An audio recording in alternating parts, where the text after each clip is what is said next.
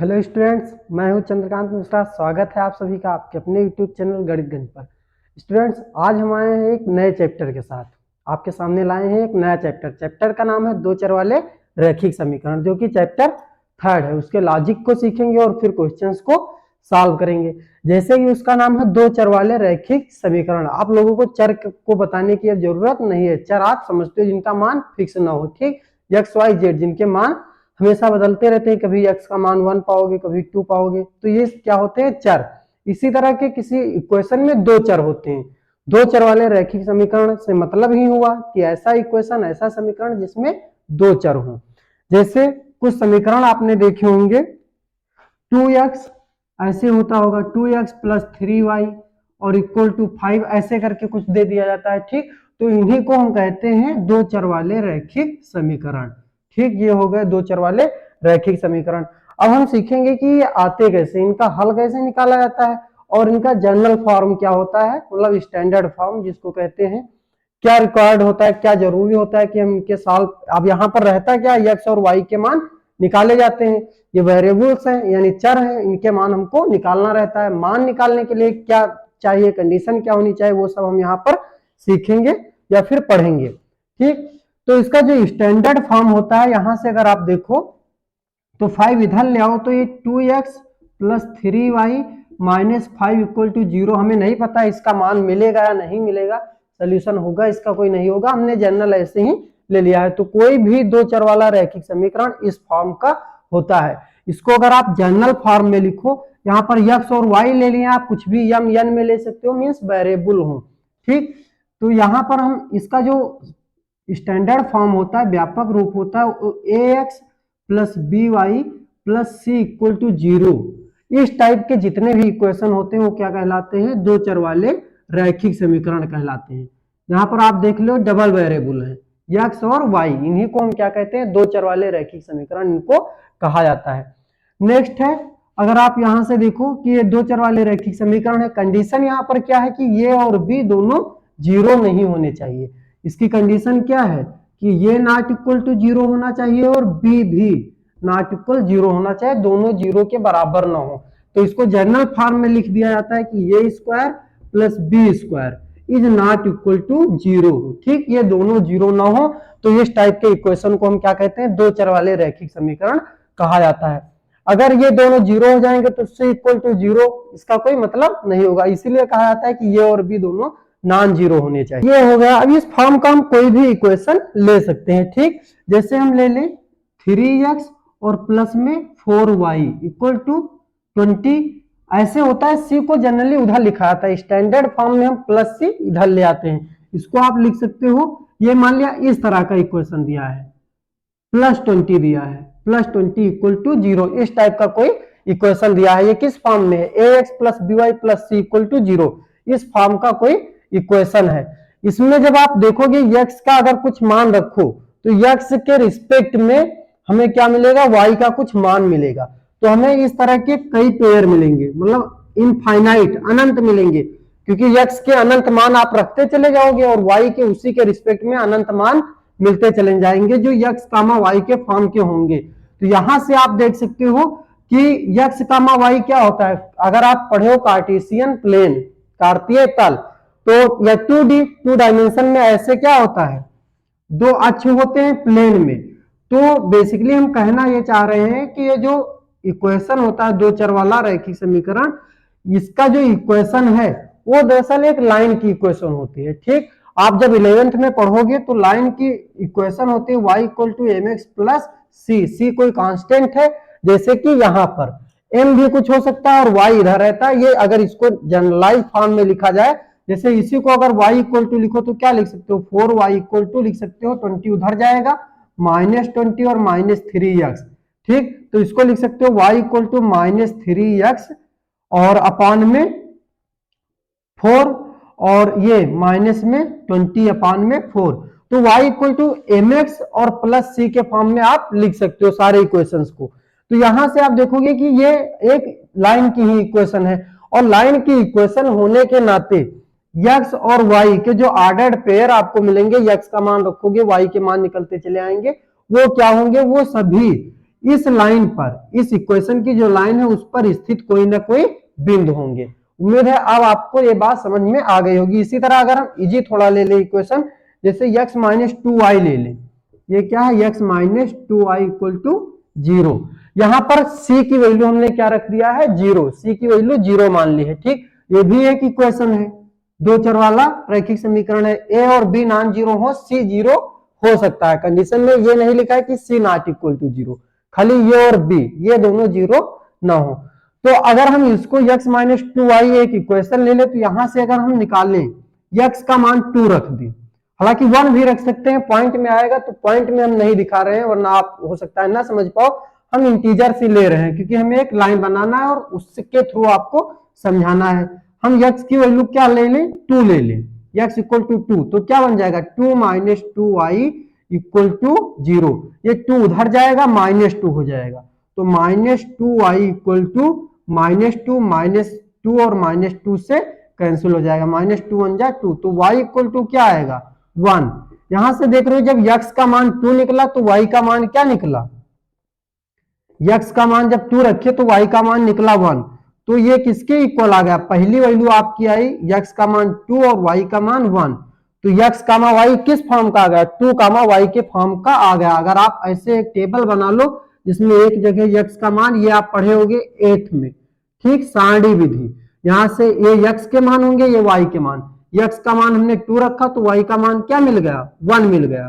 तो इस तरह से आप रखते चले जाओगे, x और y के मान निकलते चले जाएंगे, इनफाइनाइट, ठीक, तमाम मान इसके मिलेंगे, अनंत बिंदु मिलेंगे, तो इसका एक इक्वेशन बन जाएगा। इसी तरह अगर आप x की वैल्यू 4 रख दो, x की वैल्यू यहां पर क्या कर दो, 4 कर दो, x की वैल्यू 4, तो ये इधर आकर के क्या हो जाएगा, 4 हो जाएगा, ठीक, -4 हो जाएगा, +4 उधर जाकर के -4, तब क्या आएगा, तो y इक्वल टू आ जाएगा -4 अपान में -2, माइनस माइनस कैंसिल, 2 1 जा 2, 2 2 जा 4, y इक्वल टू क्या आ गया, 2 आ गया।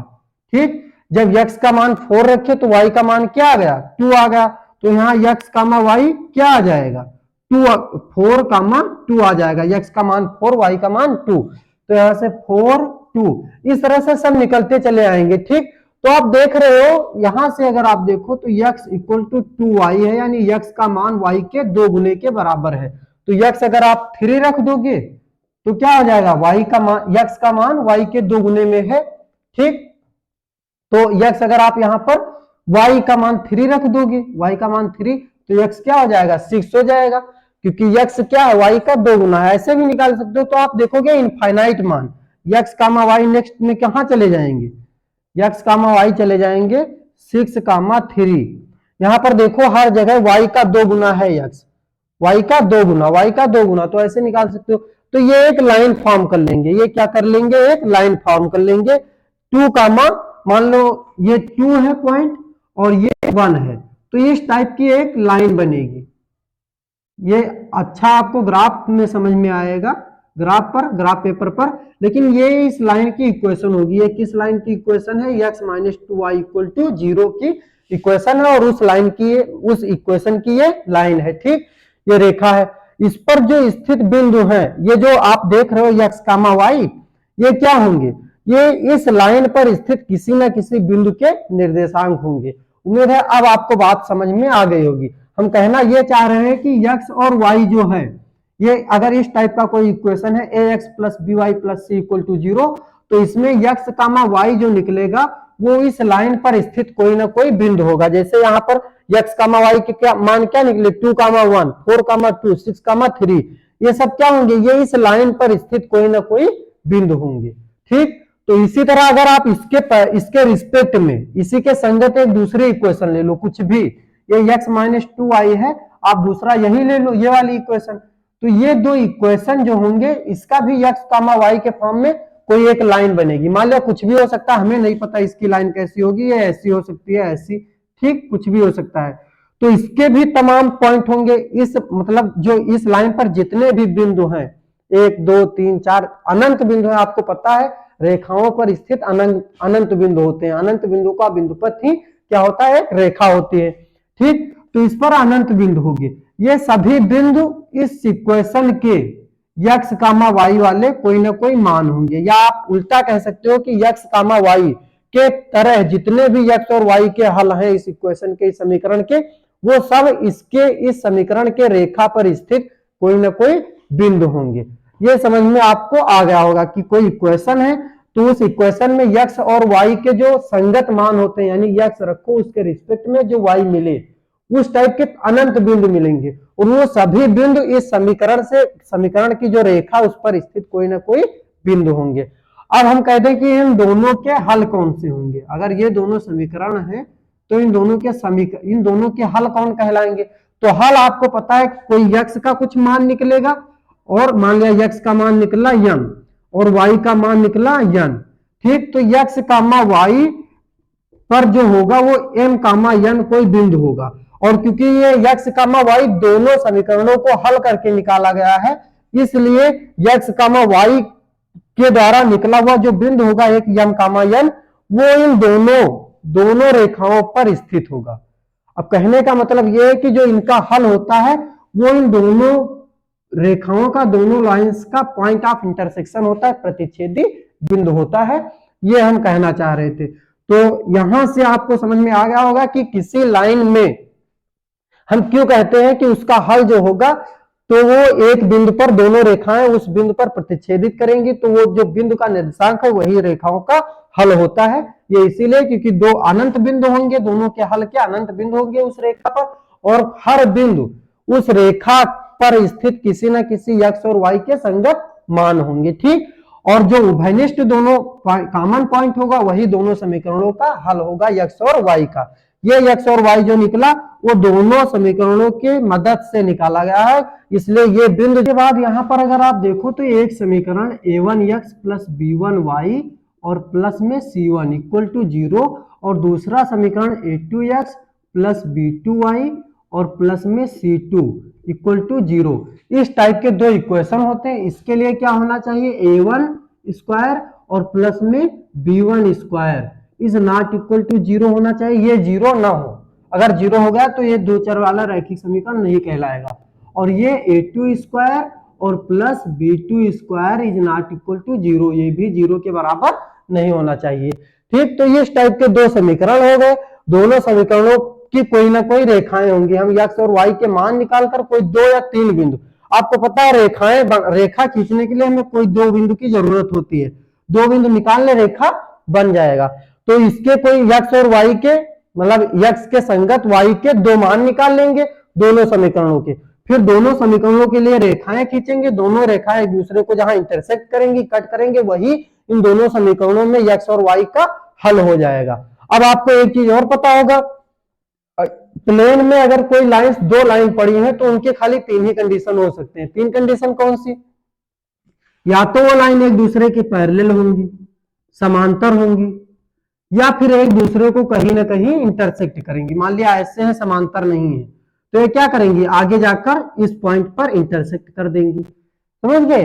तो ये पहली कंडीशन ये हो गई, दूसरी कंडीशन ये हो गई। तीसरी कंडीशन होती है कि तीनों एक दूसरे पर ओवरलैप्ड हो, जिसको संपाती कहते हैं। एक रेखा ये है, ठीक, तो इसी पर दूसरी रेखा ये हो जाए, तो इस तरह की लाइन को क्या कहते हैं, संपाती रेखाएं कहते हैं। तो 3 ही कंडीशन हो सकती हैं। अब रेखाओं के 3 ही कंडीशन हो सकते हैं, और आपको पता है कि ये जो इक्वेशन दिए गए हैं ये किसी ना किसी लाइन के इक्वेशन होते हैं। तो आपको ये तुरंत पता चल जाना चाहिए, आइडिया लग जाना चाहिए कि ये इक्वेशन भी 3 ही टाइप के हो सकते हैं। 3 टाइप के क्या बताएंगे, अगर रेखाएं एक बिंदु पर इंटरसेक्ट करती हैं तो आपको पता है, हमने पहले ही बता दिया है कि रेखाएं जिस बिंदु पर इंटरसेक्ट करेंगी वही उस समीकरण का हल होगा, ये हमने पहले ही बता दिया। एक बिंदु पर, सेकेंड कंडीशन में रेखाएं एक बिंदु पर इंटरसेक्ट करेंगी, समीकरण का हल कितना होगा, खाली एक, ठीक। यहां देखो, अगर समांतर है रेखाएं तो आपको पता है समांतर रेखाएं कहीं भी एक दूसरे को इंटरसेक्ट नहीं करती हैं, तो यहां पर एक दूसरे को कहीं भी प्रतिच्छेदित नहीं करेंगे, तो आप यहां कह सकते हो कि कोई हल नहीं होगा। थर्ड में हर बिंदु पर इंटरसेक्ट, हर पॉइंट इनका कॉमन है, क्योंकि रेखाएं संपाती हैं तो प्रत्येक बिंदु इनका कॉमन होगा, इसलिए मतलब अनंत बिंदु उभयनिष्ठ होंगे। या ये कह सकते हो आप कि अनंत बिंदुओं पर एक दूसरे को इंटरसेक्ट कर रहे हैं, प्रतिच्छेदित कर रहे हैं, तो आप ये कह सकते हो कि इसके अनंत हल होंगे। यानी इस टाइप के जो लाइंस का समीकरण है उसके अनंत हल होंगे। इस तरह के जो लाइन का समीकरण है, इक्वेशन है, उसका खाली एक हल होगा, और इस लाइन के अगर समीकरण दिए गए तो उसका कोई हल नहीं होगा। यह हम नेक्स्ट एक्सरसाइज में डिस्कस करेंगे। हमारा एक्सरसाइज 3.1 है, जिसमें खाली हमें ये जब बताना रहेगा कि बीजगणितीय रूप में इक्वेशन को बनाना और फिर उसे ग्राफीय रूप में थोड़ा सा रिप्रेजेंट करना है, बस इतना करना है। जैसा कि फर्स्ट क्वेश्चन आप लोग देख सकते हो, इसको अब हम सॉल्व करेंगे। सॉल्व करना नहीं, बस खाली इसका हमें इक्वेशन बना देना है, ठीक, और फिर उसे ग्राफीय रूप में हमको रिप्रेजेंट कर देना है।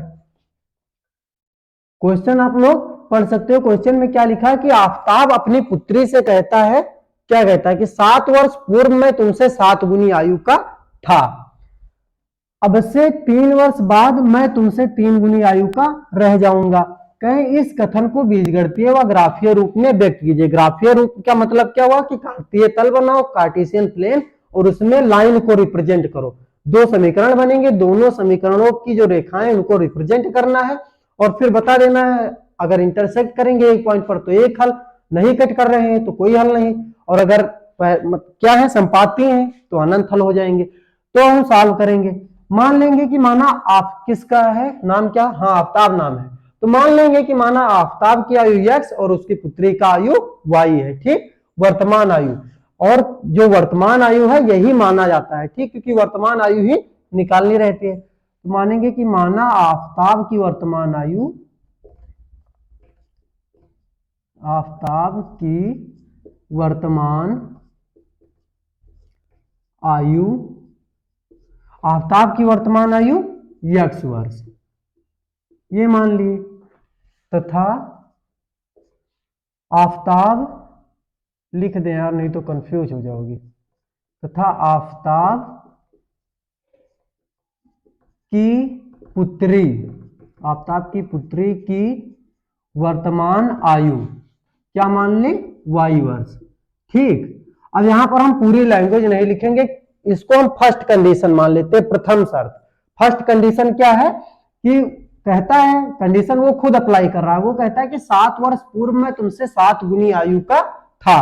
तो यहां पर लिखेंगे, अब ये पूर्व पहले वाली और बाद वाली थोड़ी सी लॉजिक आप लोग सीख लो। जैसे अगर आपसे कोई कह दे कि आपकी उम्र अब से 5 साल पहले कितनी थी, तो आप क्या बताओगे, जो आपकी उम्र इस समय है उससे 5 वर्ष माइनस कर दोगे। मान लिया इस समय आपकी एज लगभग 16 या 17 ईयर होगी, तो अगर आपसे 5 साल पहले पूछ ले तो आपकी एज क्या हो जाएगी, 16 से अगर 5 माइनस करोगे तो 11 वर्ष, 11 ईयर, और अगर 17 से माइनस करोगे तो 12 ईयर।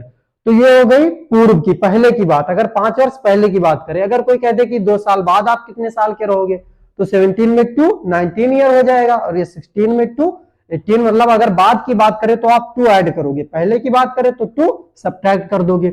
यही यहां पर करना है। 7 वर्ष पूर्व पहले की बात कर रहे हैं, तो 7 वर्ष पूर्व आफ्ताब की आयु कितनी रही होगी, तो यहां पर पहले ये लिख लेंगे, 7 वर्ष पूर्व, 7 वर्ष पूर्व आफ्ताब की आयु बराबर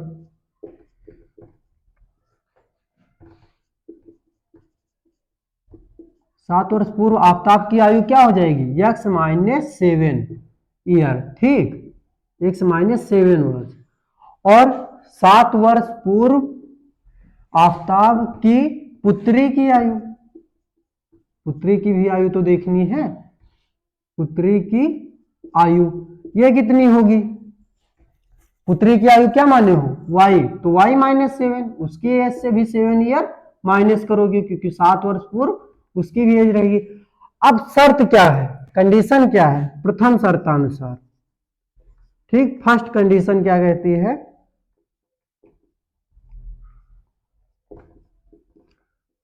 आफ्ताब कहता है कि 7 वर्ष पूर्व में तुमसे 7 गुनी आयु का था मैं, और आफ्ताब की आयु क्या है, x माइनस 7, यानी x माइनस 7 आफ्ताब की उम्र जो है वो उसकी पुत्री की उम्र की 7 गुनी है। पुत्री की उम्र उस समय क्या थी, y माइनस 7, इसका 7 गुना, ये बन गया आपका इक्वेशन। मल्टीप्लाई करो तो x माइनस 7 और इक्वल टू ये क्या आएगा 7y, और माइनस में 7 7 जा 49, 7y इधर ले जाओ और प्लस उधर, तो x minus 7y equal to minus 49, और ये प्लस -7 उधर जा करके +7, यहां बचेगा 42, -42 बचेगा, इधर ले आएंगे तो x -7y और -42 उधर आकर के +42 इक्वल टू 0।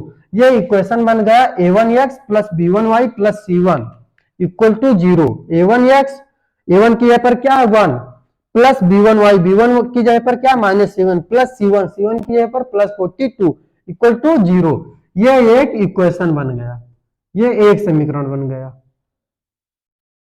ये हो गया। अब हम देखते हैं अगला समीकरण क्या बनेगा। सेकेंड कंडीशन फिर कहें, अगला कंडीशन अप्लाई किए, अगले कंडीशन में कहा है नेक्स्ट शर्त में कि अब से 3 वर्ष बाद, अब 3 वर्ष बाद की बात कह रहा है तो हम यहां पर फिर लिखेंगे नहीं 3 वर्ष बाद उसकी एज क्या होगी, आप सीधे 3 सब्ट्रैक्ट कर दोगे, ठीक, मतलब सॉरी ऐड कर दोगे। तो द्वितीय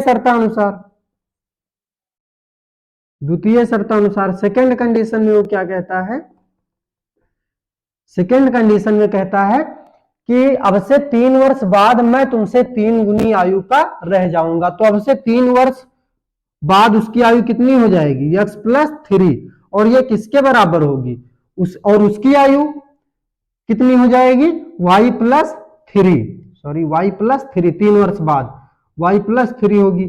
और कहे आफ्ताब क्या कह रहा है कि 3 वर्ष बाद मैं तुमसे 3 गुनी आयु का रह जाऊंगा, यानी आफ्ताब की आयु उसकी पुत्री की आयु की 3 गुने के बराबर होगा उस टाइम, 3 वर्ष बाद, तो 3 से मल्टीप्लाई कर दिया गया। ये द्वितीय शर्त है, मतलब सेकेंड कंडीशन है।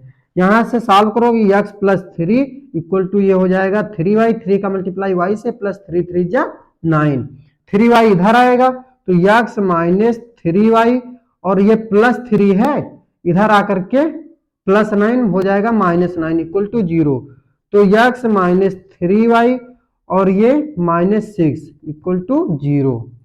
ये बन गया a2x प्लस b2y और प्लस c2 इक्वल टू 0 के फॉर्म का। a2 की जगह पर क्या 1, b2 की जगह पर -3, c2 की जगह पर -6, ये बन गया। ये हो गया बीजगणितीय रूप में निरूपण, रेखाओं का बीजगणितीय रूप में, समीकरणों का बीजगणितीय रूप में निरूपण होगा। अब सेकेंड क्या कहे हैं कि ग्राफीय रूप में व्यक्त कीजिए। ग्राफ वाला मामला यहां पर हो नहीं पाएगा, बट हम कोशिश करते हैं, ट्राई करते हैं कि आप लोग समझ जाओ। ये ग्राफ है, ऐसे क्या करते हैं ग्राफ बना लेते हैं, ये ग्राफ हो जाएगा।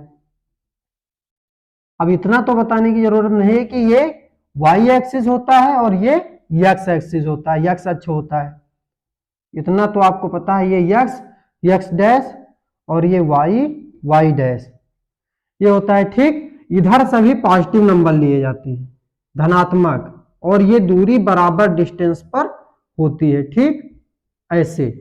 और इधर भी ऊपर की तरफ सारे धनात्मक नंबर होते हैं, पॉजिटिव नंबर होते हैं, नीचे की तरफ निगेटिव नंबर, ये बराबर डिस्टेंस पर होते हैं। यहां पर हमारे पास स्केल है नहीं कि हम एकदम, ये हो गया, ठीक, इस टाइप का होता है इक्वेशन। यहां पर बराबर है नहीं, बट बराबर होते हैं, बीच में 0,0 दोनों तरफ 0 होता है। अब आप देखोगे इनका अगर हमें इक्वेशन बनाना है, दोनों लाइन का क्या करना है, इक्वेशन बनाना है, मतलब दोनों इक्वेशन का लाइन बनाना है, रेखाएं बनानी है। तो इसके लिए क्या करेंगे, हम x का कुछ मान रखेंगे और उसके रिस्पेक्ट में हमें y का मान मिल जाएगा। तो एक बिंदु हमें x, y की तरह मिल जाएगा। इसी तरह दूसरा पॉइंट हम x का कुछ अगला मान रखेंगे, y का मान मिलेगा, तो हमें उसका इक्वेशन मिल जाएगा। इसको हम कहां कर दे रहे हैं, रफ वर्क हम इधर कर दे रहे हैं। जैसे ये क्या है, x minus 7y equal to, इधर -42 बचेगा ना, x माइनस 7y, ये +42 है, उधर जाकर के हम इसको लिख दे रहे हैं -42। आप यहां से देखो, ये हम इसकी क्या बना ले रहे हैं, सारणी बना ले रहे हैं, टेबल, ठीक। ये क्या है, इस इक्वेशन की टेबल है। ये होगा x, ये होगा y। अब x का मान अगर हम 0 रख दें, x का मान 0, तो ये क्या हो जाएगा, 0 माइनस में 7y और इक्वल टू -42, इक्वल टू -42। 0 का कोई मतलब होता नहीं, 0 डायरेक्ट हटा दिए, ठीक, लिख दें यार, नहीं तो गड़बड़ हो जाएगा। तो ये -7y और इक्वल टू -42, -7 1 जा -7, -7 6 जा 42, y इक्वल टू क्या आ गया, 6 आ गया। y equal to 6। यहां से आप देखोगे x का मान जब 0 रखा गया, y का मान क्या आ गया 6। हम ट्राई करेंगे कि हमें पूर्णांक मान ही मिले ताकि हम यहाँ पर अच्छे से रिप्रेजेंट कर पाए। ठीक, तो y इक्वल टू 6, y का एक मान हमें मिल गया 6।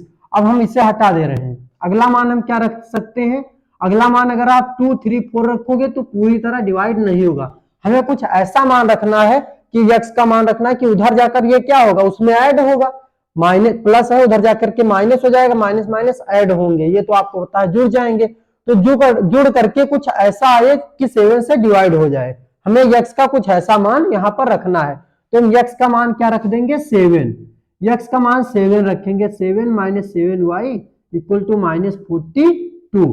7 उधर जाएगा तो माइनस 7y इक्वल टू, ये 7 उधर जाएगा माइनस 7 हो जाएगा ना, प्लस 7 माइनस 7, तो माइनस 42 और माइनस 7 क्या हो जाएगा माइनस 49। ठीक, माइनस 49 हो जाएगा। 7 1 जा 7 और 7 9 जा, माइनस माइनस कैंसिल हो जाएंगे, सॉरी 7 7 जा 49। ठीक, 7 7 जा 49, तो y इक्वल टू क्या आ जाएगा 7। तो आप देख रहे हो कि जब x का मान हमने क्या रख दिया 7 पुट किया, जब x का मान 0 पुट किया तो y का मान 6, x का मान जब 7 पुट किया तो y का मान क्या आ गया 7 आ गया। x का मान 7, y का मान 7। बस लाइन बनाने के लिए हमें 2 बिंदु पर्याप्त है। एक x कामा y के टाइप का कोई बिंदु होता है ना, x कामा y किसी बिंदु के निर्देशांक किस फॉर्म में होते हैं, x कामा y के फॉर्म में होते हैं। x अक्ष पर चली गई दूरी है जिसको भुज कहा जाता है। ठीक, y अक्ष पर चली गई दूरी है जिसको कोटि कहा जाता है। किसी बिंदु के निर्देशांक भुज कामा कोटि के रूप में होते हैं। ये कार्टेशियन प्लेन में पढ़ाया गया है। तो इसके दो पॉइंट इस टाइप के मिल जाएंगे, x कामा y, ये x है और ये y है, यानी 0 कामा 6 के फॉर्म का। अगला फिर x कामा y यानी 7 कामा 7, 2 बिंदु आपको मिल गए, एक 0 कामा 6, एक 7 कामा 6। यहां पर हम नोट कर दे रहे हैं पॉइंट। हम क्या मान ले रहे हैं कि ये 0 है, 0 के बाद सीधे ये 5, ये 10, ये 15, ये 20 और ये 25 और फिर ऐसे ये क्या है 30, ये ऐसे करके हैं। ठीक, और इधर ये भी ऐसे ही, ये -5 हो जाएगा, ये -10 बराबर बिंदु पर, ये -20, ये -25 और ये माइनस में 30। हो सकता है आपको दिख ना रहा हो, बट प्रॉब्लम है, कर तो इसी तरह सकते हैं। ये -5, इधर सारे धनात्मक नंबर और इधर सारे ऋणात्मक, ये -10, -15 होगा और यहाँ पर -20 होगा और ये -25 होगा, इस तरह के होंगे। अब आपको, और इधर प्लस वाले होंगे, ऊपर भी प्लस, नीचे माइनस, ऊपर प्लस, इधर दाएं प्लस और बाएं माइनस। ठीक, इधर +5, सॉरी माइनस लग गया, इधर +10, +15 और +20 और प्लस में 25, इस टाइप का।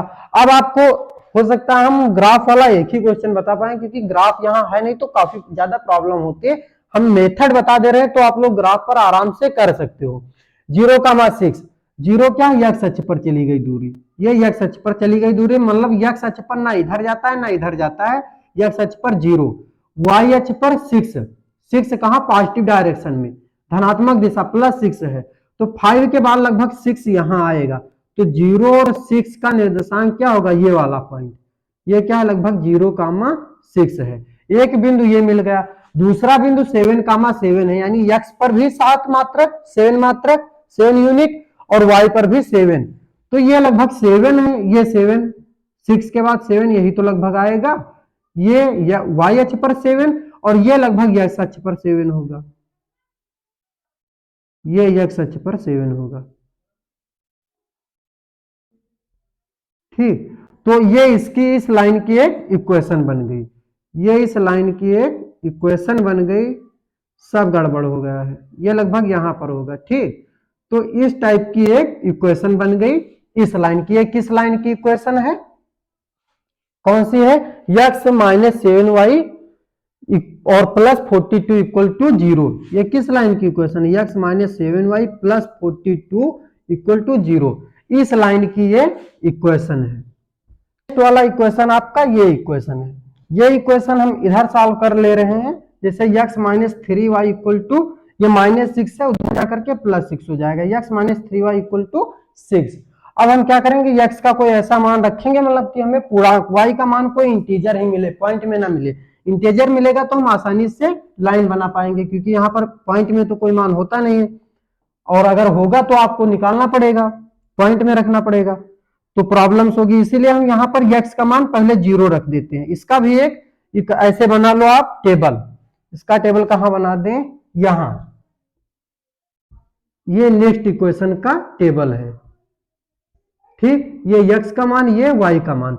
यहां जब आप x का मान 0 रखोगे, 0 माइनस 3y इक्वल टू 6 हो जाएगा, ठीक। तो माइनस 3y इक्वल टू, अब ये 0 इधर से हट जाएगा, ठीक, 0 का मतलब कुछ होता नहीं है, तो y इक्वल टू क्या आ गया, 6 अपान माइनस में 3, 3 1 जा 3, 3 2 जा 6, y इक्वल टू -2 हो गया, y इक्वल टू क्या हो गया, -2।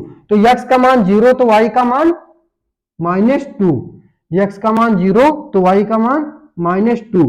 अब अगर आप x का मान 3 रखो, 3 ही रखेंगे, हम कुछ ऐसा मान रखेंगे कि उधर जाकर के ये इधर प्लस x है, उधर जाकर के -x, यानी सब्ट्रैक्ट ही होगा, घटेगा ही, ठीक। और अगर घटकर कुछ ऐसा आए कि 3 से डिवाइड हो जाए, तो हम क्या करेंगे, इसको हटा दे रहे हैं।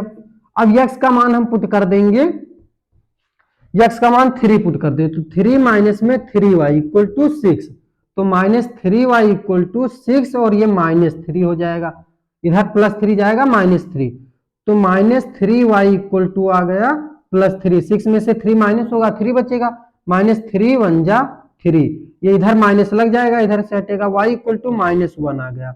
तो आप देख रहे हो, जब हमने x का मान 3 रखा, x का मान 3 रखा, तो y का मान -1 मिल गया।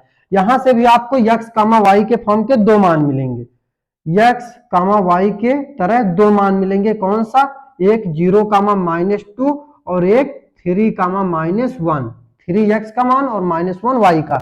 अब अगर आप इस लाइन की इक्वेशन बनाओ, टेबल अब हम हटा दे रहे हैं, तो अब इस लाइन की इक्वेशन बनाओगे तो पहले 0 का मान -2 कहां होगा, 0, फिर x अक्ष पर यानी 0 और -2 y अक्ष पर नीचे चले आओ, क्योंकि y का निर्देशांक माइनस में है, तो -2 लगभग यहां, ये पॉइंट आएगा यहां पर, ठीक। ये पॉइंट कहां आया, यहां आया, इसका निर्देशांक लगभग क्या होगा, इधर लिख दे रहे हैं, इसका निर्देशांक 0, -2 के फॉर्म का होगा। x अक्ष पर चली गई दूरी 0, ना इधर जाता है ना उधर, y अक्ष पर -2, ठीक। अगला क्या है, 3, -1, यानी x अक्ष पर चली गई दूरी 3 मात्रक और y अक्ष पर चली गई दूरी -1, तो x अक्ष पर चली गई दूरी 3 मात्रक लगभग 5 के थोड़ा सा पहले यहां पर, और y अक्ष पर चली गई दूरी -1 यानी -2 के थोड़ा सा ऊपर। ये अगर -2 है तो -1 थोड़ा ऊपर रहा होगा, थोड़ा पहले, तो ये पॉइंट हो गया, ठीक। अब इन पॉइंट को मिलाने वाली ऐसे एक रेखा, इन पॉइंट को मिलाने वाली एक रेखा आप इंटरसेक्ट ऐसे दोनों पॉइंट को इंटरसेक्ट करते हुए बना सकते हो।